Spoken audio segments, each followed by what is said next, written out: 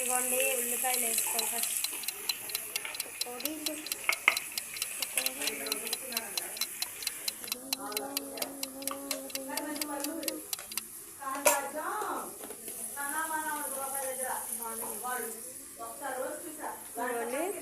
ఉల్లిపాయలు వేసినాక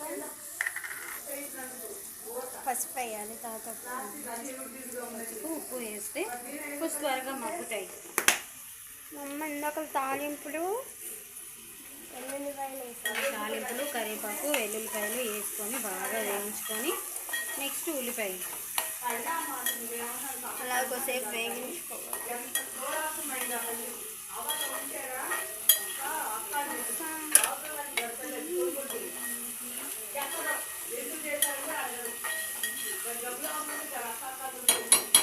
బాగా వేగనిద్దామండి.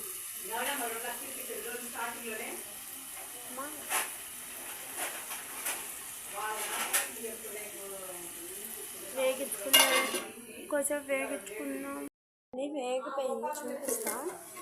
కొన్ని వేగిపోయి ఉన్న తర్వాత కొంచెం టమాటాలు వేసుకోవాలి, మళ్ళీ చూపిస్తా.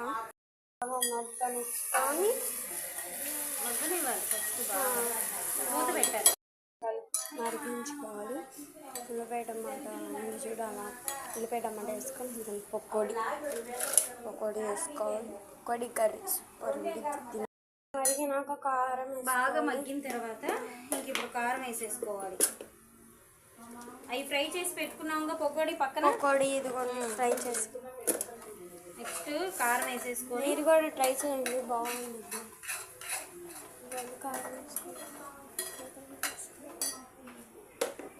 కారం బాగా పట్టేదాకా ఒక 5 నిమిషాలు మూత పెట్టేసి బాగా మగ్గనిద్దాం. జస్ట్ కొంచెం వాటర్ వేసుకుందాం ఇప్పుడు. ఓకే, కొంచెం వాటర్ వేసుకున్నాం.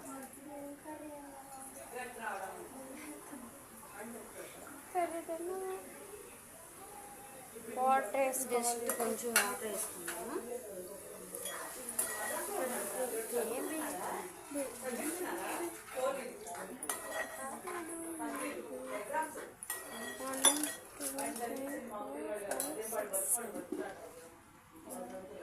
మగ్గనిద్దాం.